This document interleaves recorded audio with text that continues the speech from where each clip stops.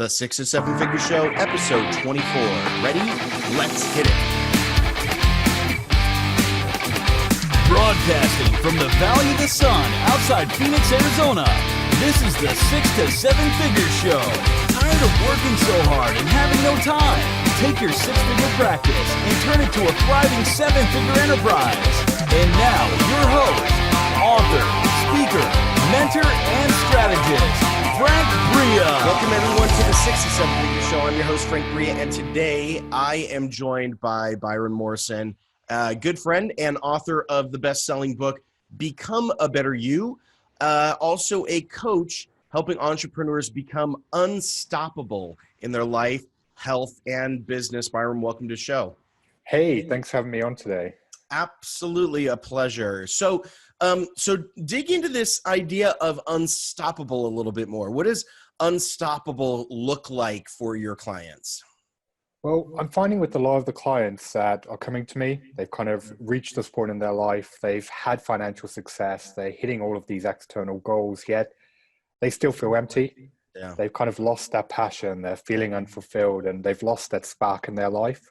And that kind of causes this area where they stop growing. They stop progressing. They stop feeling good about themselves. So inevitably they lose their confidence. They procrastinate, they overthink, and it strains their health, their relationships, and happiness.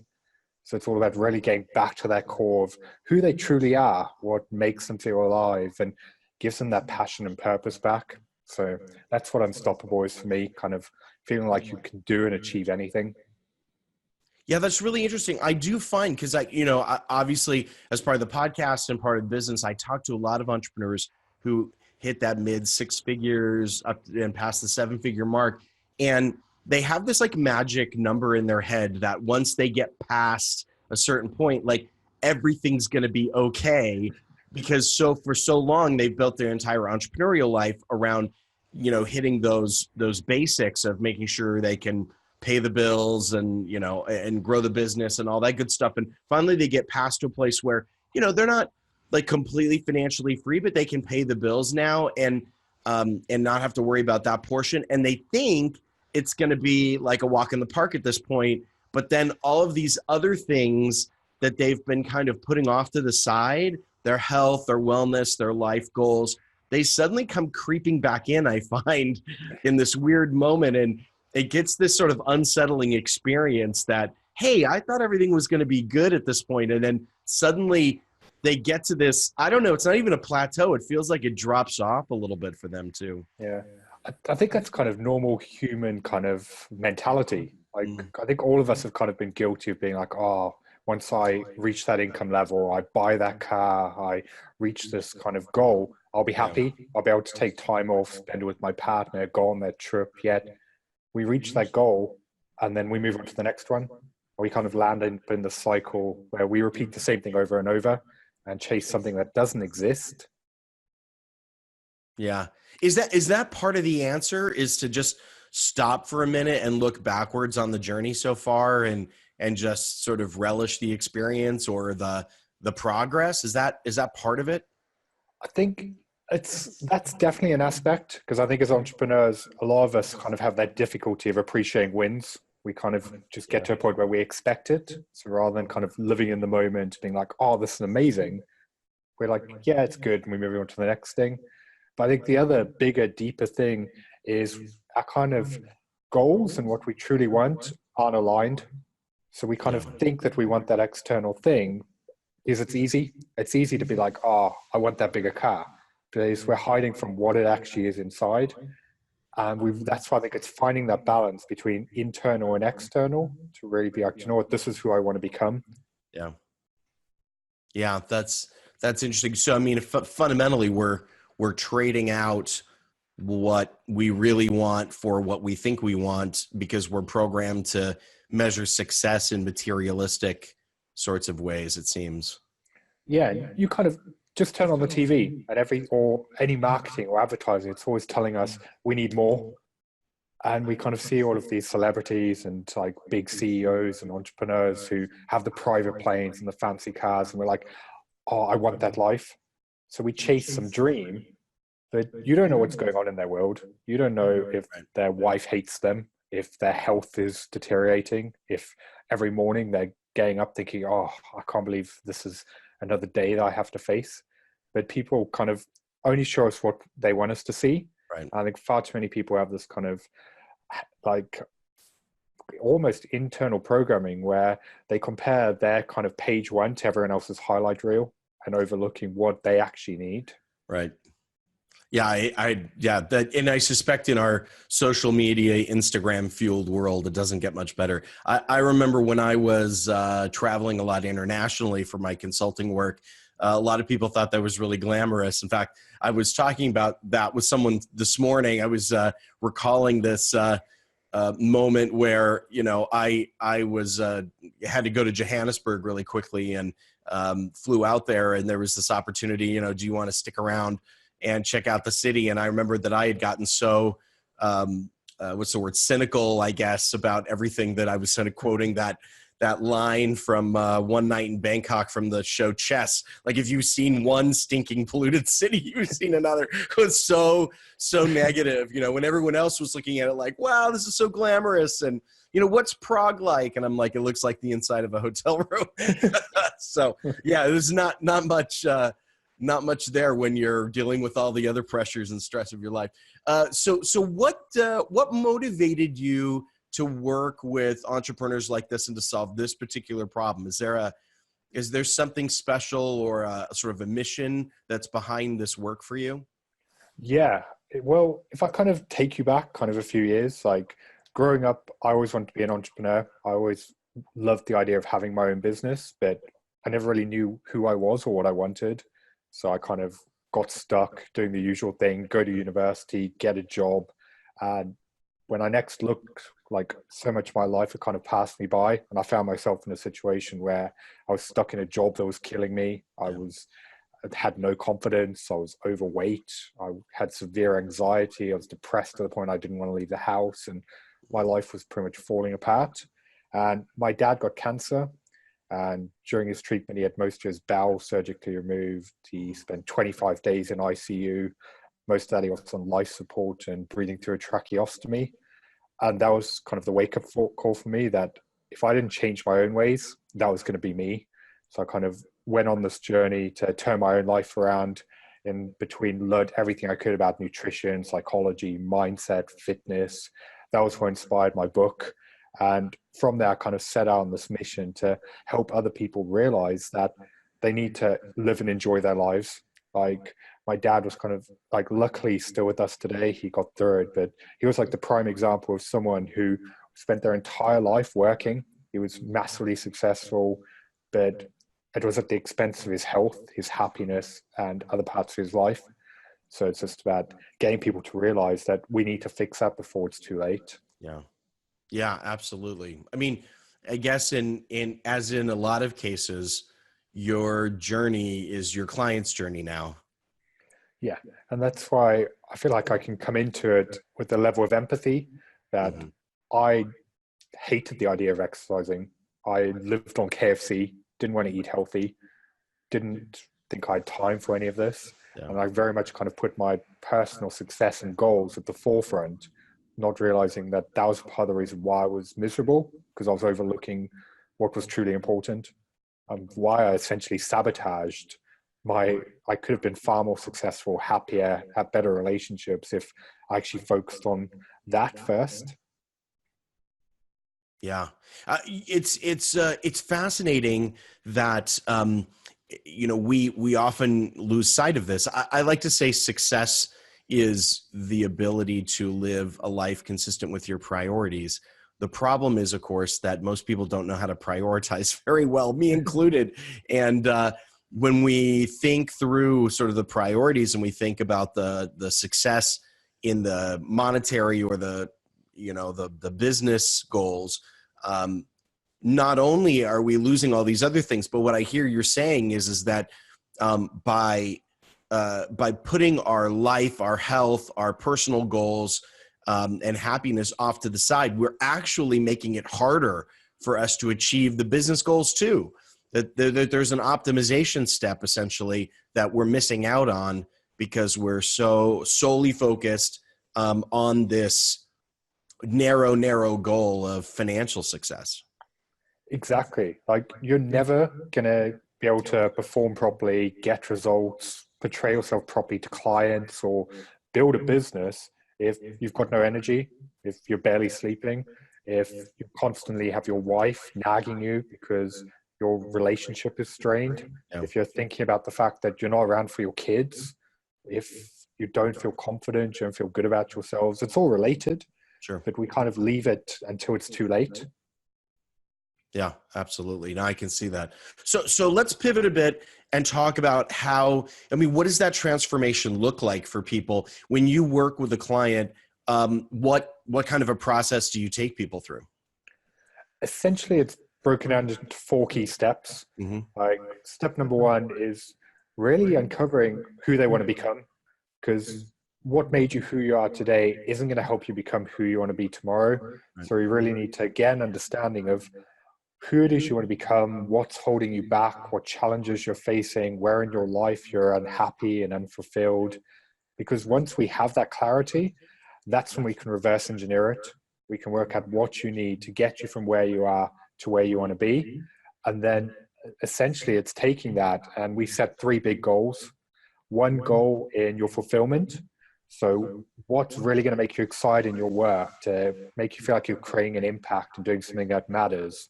We set 1 goal in your health. That's going to help you feel energized, give you that kind of revitalized life. And then something in your happiness that's going to get you excited, whether that's being more present with your family, kind of taking up a hobby, doing something you've put off. And then our entire purpose is conquering those 3 goals in 90 days. So it's very much stuff that seemed impossible. Someone's been putting off, failed at in the past. Yeah. We find out how to make it a reality. So that's step 1. Step number 2 is getting someone to master their ideal state, which sounds a bit kind of Tony Robbins-y, fluffy, but it's kind of essentially it's shifting someone from a reactive to a proactive state of mind. Because as an entrepreneur, you're basically going through life responding to the world. You're putting out fires, you're dealing with conflicts, you're trying to manage the world around you. And that stacks all of this pressure and expectation to the point where eventually you just go over the edge and your emotions are out of control. So we look at how you can really shift your way of thinking so that you can stay calm, confident, and in control, regardless of what challenges come up.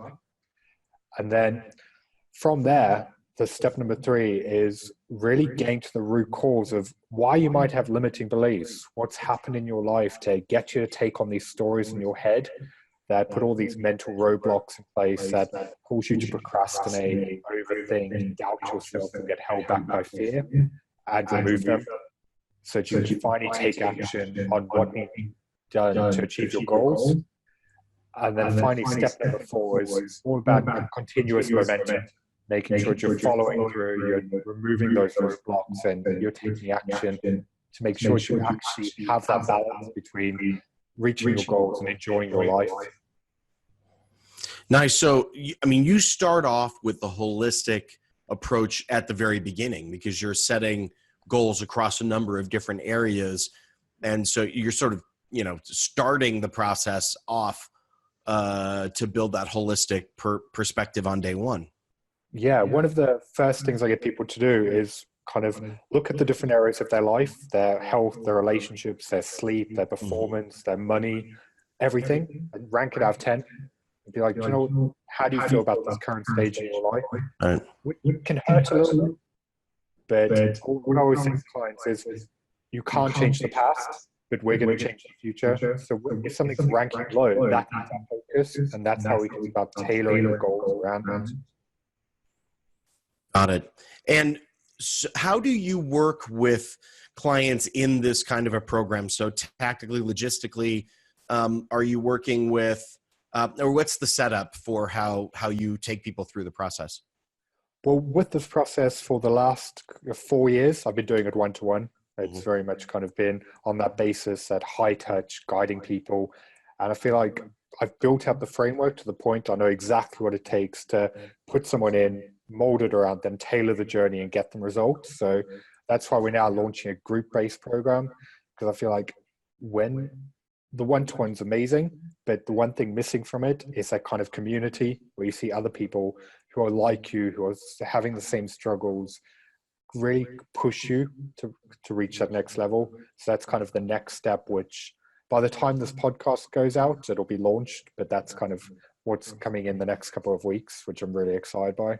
Great. So you're moving now into a more leveraged model in order to handle the growth. That is one thing that, in these kinds of programs, I see a lot of people do is not make that jump to a leveraged model, and they kind of get stuck in a one-on-one scenario, and then there's a limitation, or they have to start to build out an entire coaching team very early on, which can be problematic.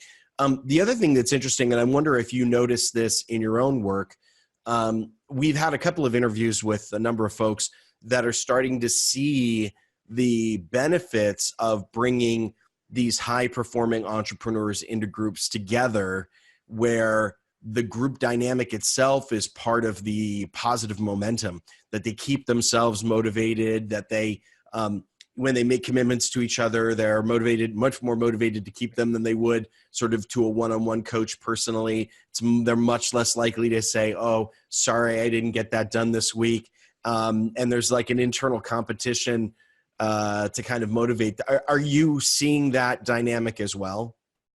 That's one of the big reasons why I want to shift to the group aspect, because all of the gurus go on about, oh, you're the sum of the 5 people you spend your time with. Yeah. Right. But I find with a lot of entrepreneurs, it's pretty lonely and isolating, especially if you're by yourself, or you've got a small team and you can't really share your struggles with others.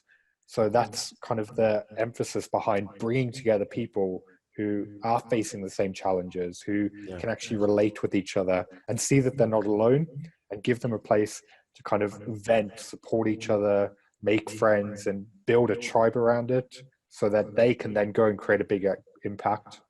Yeah. And I got to ask you your opinion on this, because I know that some of the listeners are probably asking as well. A lot of the work that you're doing and the things that you're talking about can be quite vulnerable to folks. Have you thought about that vulnerability element in a group format? Are there pluses and minuses to getting entrepreneurs to kind of share some of that stuff in a group environment? Do you think there will be less likely, more likely? What's that dynamic do you think it'll look like for your group? I think with that, the essential thing is from day one, there's got to be a precedent set that this is a judgment-free zone. Everyone's here. It has to be a safe and open environment. And I think that kind of starts with me, and kind of showing that vulnerability right from the get-go. Like, this is what I've struggled with, open up and kind of set the standard. And then as kind of things evolve and people start getting to know each other, and they can see that actually it is okay to share and show that vulnerability, because sometimes that's what you need in order to let it go. You need to really speak about and just kind of let it all out. But then I am kind of building mechanisms into it where if someone's gone through something horrific and they just can't open it, then there will be some one-to-one support where we can go in and we can tackle it. Because in the past, I have worked with clients who've gone through a lot of horrific things in their life, kind of abuse, bullying, kind of things that maybe that's something they won't want to open up. And that's where I can then still give them that level of support. So yeah, I'm excited to have that mixture, but I think the vulnerability thing is going to be key in kind of that transformation. Yeah. Well, people do say vulnerability begets vulnerability. So that's good. I mean, I think if it starts with you, it starts at the beginning. I do think that sets a really good precedent. It's interesting that they do tend to be, it amazes me still. I don't know why it amazes me, because it's the same in my life as it is probably in everyone else's, but it amazes me still how much trauma and past hurt still continues to guide each and every one of our lives in ways that probably we don't immediately recognize until we're able to reflect it off of someone else who can kind of read the transcript back to us and have us look at it and go, wow, that really is affecting my decision making today. So it's good that you've got an infrastructure and support for those kinds of really emotional moments. And I think we've all got that baggage. And I think for a lot of us, we don't even realize that it's there. And I think that's why it's so essential to get the right coaches and mentors to help us move past it. Like on the topic of vulnerability, like I'll share like that aspect of my life and how that held me back, because it was only a few years ago when I started working with a coach to really overcome this lack of confidence and fear and everything else, that he got me to realize that the reason why I felt that way went back to when I was a kid. Like at school, I had a really rough time. I was bullied really badly, beaten up every day. I got to the point that I was terrified to go to school. I'd kind of lock myself away in the library so that people couldn't find me. And I thought after I left school, I'd let it go and moved on. But he got me to realize that I still had those same behaviors. When things got too tough, I would hide in a dark room playing PlayStation, hiding from the world. That was why I didn't want to put myself out there. I didn't want to make the right decisions. I didn't feel good about myself, all because of something that happened when I was 14. And it's just amazing how we get these beliefs and experience programmed into us. Right. And that's why such a big part of kind of the program is like facing that, getting someone to let go, and just getting them to realize that their past doesn't define them. You know, as you're telling that, like talking about yourself and that, I can imagine a lot of people who are listening to this or who don't get a chance to listen to this, who are entrepreneurs, might be dealing with or suffering from the aspects or the fallout from their own emotional trauma in the past and not recognize it. What are some of the signs? Like if someone here is not quite self-aware enough about their own behavior to see that they're kind of in their way or keeping themselves back, what are some signs or symptoms, as it were, would you have entrepreneurs kind of looking for that the light might go on for them to go, oh, wow, this actually might be a self-defeating behavior here? What are some of those things have you seen? Essentially, whenever that voice in your head kicks in and you start to doubt yourself, you feel like a fraud, you wonder whether or not you're good enough, you kind of question your self-worth, that's all because of something in your past that you're still hanging on to.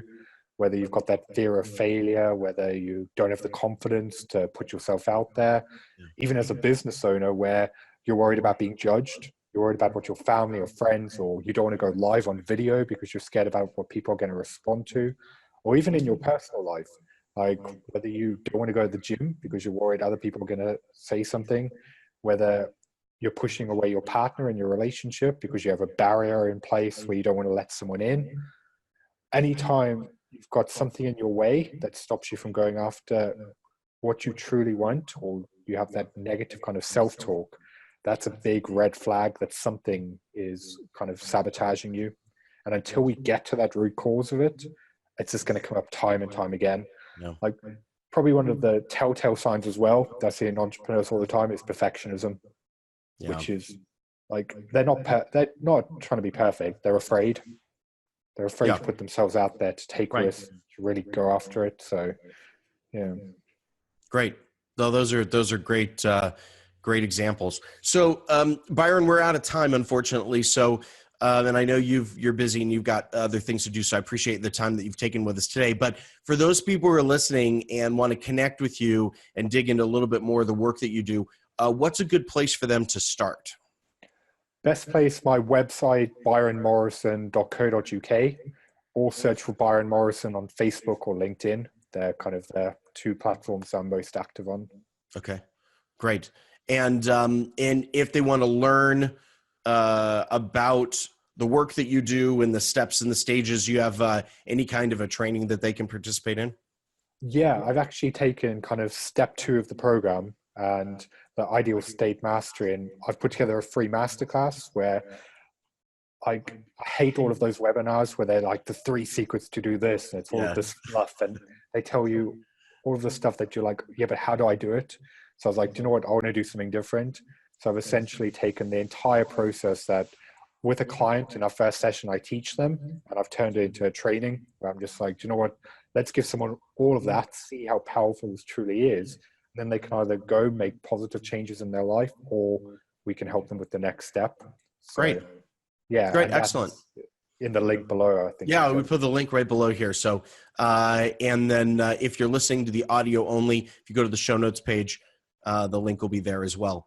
Thank you. That's really gracious. And yeah, I agree. There's a lot of webinar training that just doesn't give you any of the information that you need to actually execute on. So that's great that you are having a masterclass in that format. So Byron, thank you very much. Thanks for that amazing offer and for all of the time that you spent with us and the great insight you shared.